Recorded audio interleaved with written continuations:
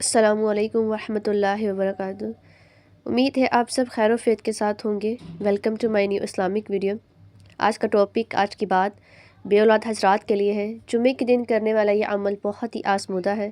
اگر آپ بھی اس عمل کو جمعے کے دن کر لیتے ہیں تو انشاءاللہ تعالیٰ آپ کو آنے والے ہفتے یعنی کہ چند دنوں میں ہی آپ کو اولاد کی خوشخبری نصیب ہو جائے گی۔ اگر آپ یا آپ کے جاننے والوں میں کوئی شخص، کوئی بھی بہن جو اولاد کی خواہش رکھتے ہیں تو وہ بھی اس عمل کو ضرور کریں۔ اللہ سبحانہ تعالیٰ کے حکم سے ان کو اولاد کی خوشی نصیب ہو جائے گی۔ ایک بہن نے اس عمل کو کیا جمعے کے دن، جیسے میں آپ کو اس کا طریقہ کار بتانے جا رہی ہوں۔ جیسے اس طریقہ کار کے مطابق اس بہن نے اس عمل کو کیا، الحمدللہ ان کا حمل ٹھہر گیا اور نیکسٹ فرائیڈے آنے سے پہلے ان کی رپورٹ پازیٹیو آ گئی۔ وہ عورت، وہ بہن جو تھی، وہ بہت زیادہ پریشان رہتی تھی اولاد نہ ہونے کی وجہ سے۔ سسرال میں کوئی عزت نہیں تھی۔ شوہر پہلے سپورٹ کرتا تھا مگر آہستہ آہستہ وہ بھی اور لوگوں کی باتوں میں آ گیا اور اس کے لیے سسرال میں اس کی زندگی کو جینا محال کر دیا۔ دعائیں تو کرتی رہتی تھی، بہت سے لوگوں سے عمل بھی کرواتی تھی۔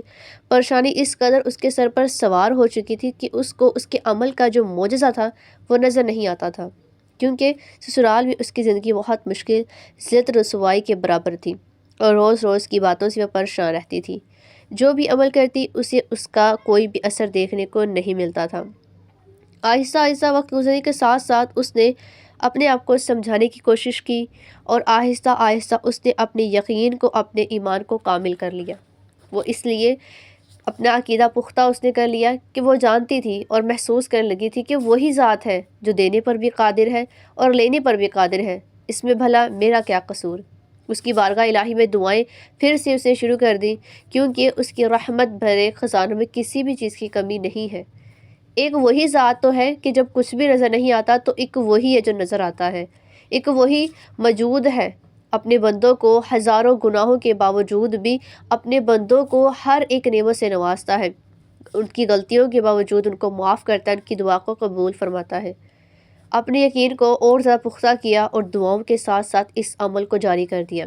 عمل میں آپ کے ساتھ بتانے جا رہی ہوں، اس سے پہلے اللہ پاک سے دعا ہے جو لوگ بھی بے اولاد ہیں، اولاد کے لیے کمنٹس کرتے ہیں، اولاد نہ ہونے کی وجہ سے جو بھی پریشانیاں دیکھ رہے ہیں، جو بھی بیماری ہے، اولاد نہ ہونے کی وجہ سے جو بھی ایشوز ہیں، اللہ پاک ان کو بیماریوں سے دور فرما دیں اور خیر و عافیت کے ساتھ ان کو نیک صالح اولاد سے نوازے۔ بے شک اس سے مانگنا ہے، کیونکہ وہی دینے والا ہے، وہی دے گا، وہی دے سکتا ہے۔ کمنٹ پہ آمین ضرور لکھیے، نہ جانے کس کی آمین قبول ہو جائے۔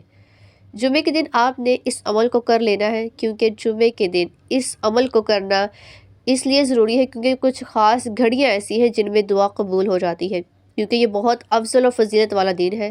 جمعہ کے دنوں میں سردار کا دن کہلایا جاتا ہے۔ اس دن کی جو فضیلت ہے تمام باقی دنوں سے زیادہ ہے۔ قرآن پاک میں اس کا ذکر بھی موجود ہے۔ سورہ سجدہ میں، سورہ جمعہ میں، قرآن پاک کی سورہ جمعہ میں، یعنی کہ اس میں بتایا گیا ہے کہ جمعے کی جو نماز ہے اس وقت مسلمانوں کو اللہ پاک کی یاد کی طرف بلایا جاتا ہے۔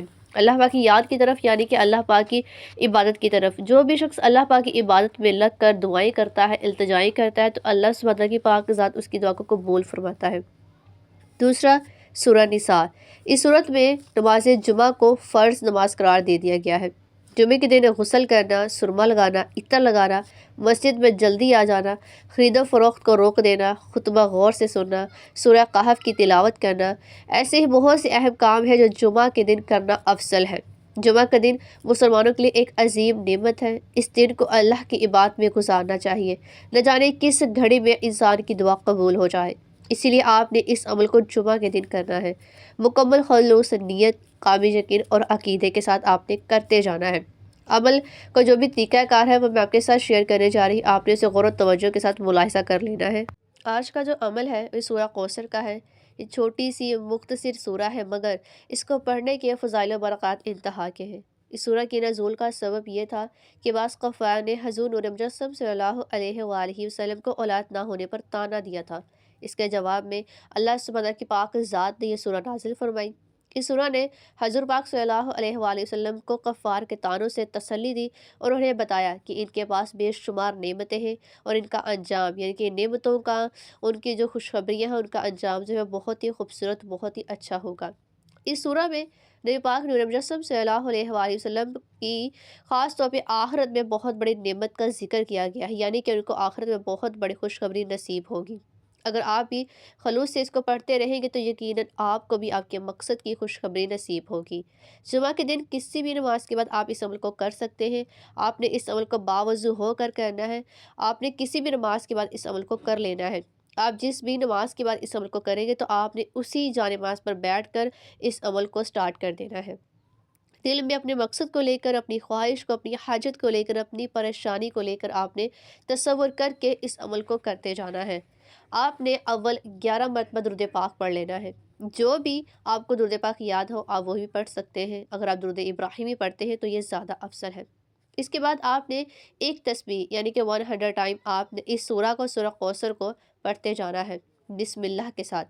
اس کے بعد سورہ آل عمران کی آیت نمبر 38، رب ہب لی من لدنک ذریۃ طیبۃ انک سمیع الدعاء، اس کو بھی آپ نے 100 مرتبہ پڑھ لینا ہے۔ اس کے بعد آپ نے 3 مرتبہ آپ نے یہ الفاظ دہرانے ہیں، یا ارحم الراحمین، یا ارحم الراحمین، یا ارحم الراحمین۔ آپ نے اس کو پڑھ لینا ہے۔ پھر آخر میں آپ نے درود پاک کو لازمی پڑھ لینا ہے، یعنی کہ اول آخر آپ نے 11 مرتبہ درود پاک پڑھ لینا ہے۔ یہ عمل آپ کا مکمل ہو گیا۔ اس کے بعد آپ نے بارگاہ الہی میں اپنی دعاؤں کو پیش کر دینا ہے، رو کر، گڑ گڑا کے، عارضی انکساری کے ساتھ۔ جتنے خلوص، جتنے کامل یقین عقیدے کے ساتھ آپ مانگتے جائیں گے اللہ پاک آپ کی دعا کو ضرور قبول فرمائے گا۔ یعنی کہ آپ کی اولاد کے سلسلے میں کوئی بیماری ہے، کوئی بھی ایشوز ہے، کوئی بھی پرابلم ہے جس کی وجہ سے آپ کو اولاد نہیں ہو رہی، آپ نے اس مقصد کو اپنے ذہن میں رکھتے ہوئے اس کی دعا کو، اس کی التجا کو آپ نے پیش کرنا ہے۔ اس کی بارگاہ الہی میں کسی بھی چیز کی کمی نہیں ہے۔ آپ جس قدر خلوص نیت سے مانگتے جائیں گے اللہ پاک آپ کو عطا کرے گا۔ ہاں، کچھ چیزوں میں انسان کے لیے دیری ہو جاتی ہے، بے شک اس میں بھی انسان کے لیے بہتری ہوتی ہے جو کہ انسان کو آہستہ آہستہ وقت کے ساتھ سمجھ آ جاتی ہے۔ تو اس لیے اولاد ہونا اور نہ ہونا یہ کسی انسان کے ہاتھ میں نہیں، کسی مرد یا عورت کے ہاتھ میں نہیں، یہ بلکہ اللہ پاک کے ہاتھ میں ہے۔ وہ اللہ پاک بہتر جانتا ہے کسی انسان کو کس وقت میں جا کے اولاد کی نعمت سے نواز دینا ہے، کیونکہ بعض اوقات ایسی اولاد بھی پیدا ہو جاتی ہے جو ماں باپ کے لیے دنیا میں ہی جہنم کا سبب بن جاتی ہے، ان کی نافرمانی کرتے ہیں، بہت سی ایسی غلطیاں گناہ میں لگ جاتے ہیں جس کی وجہ سے بعض اوقات ماں باپ ہی کہتے ہیں کہ کاش ہمیں یہ اولاد نہ ملتی۔ تو اس لیے اگر آپ کو اولاد ابھی تک نہیں ملی تو اس میں بھی اللہ پاک کا شکر ادا کریں کہ وہ بہتر جانتا ہے کہ آپ کے نصیب میں اولاد کی خوشخبری کب ہے۔ لیکن اپنی دعاؤں کو جاری رکھیں، خلوص نیت سے اپنے لیے اور اپنے اولاد کے لیے اچھی دعائیں کرتے رہیں کہ آپ کو اللہ پاک نیک صالحہ اولاد سے نوازے، خیر و عافیت کے ساتھ، صحت تندرستی کے ساتھ۔ بے شک اللہ پاک آپ کو سب کچھ عطا کرنے والا ہے، بس آپ صبر کر کے یقین کامل کے ساتھ اپنی دعاؤں کو جاری رکھیں، اور اللہ پاک جو ہے وہ بے شک آپ کی دعاؤں کو سنتا ہے، لیکن آپ کی دعاؤں کو قبول کرنے کا وقت جو ہے وہ تھوڑا سا مقرر ہوتا ہے، لیکن آپ کو اس کا علم نہیں ہوتا۔ تو اس لیے آپ دعائیں کرتے جائیں، اس عمل کو کامل یقین کے ساتھ کرتے جائیں، بے شک آپ کی جو دعا ہے وہ ضرور قبول و منظور ہوگی، کیونکہ وہی ہے جو دعاؤں کو سننے والا ہے۔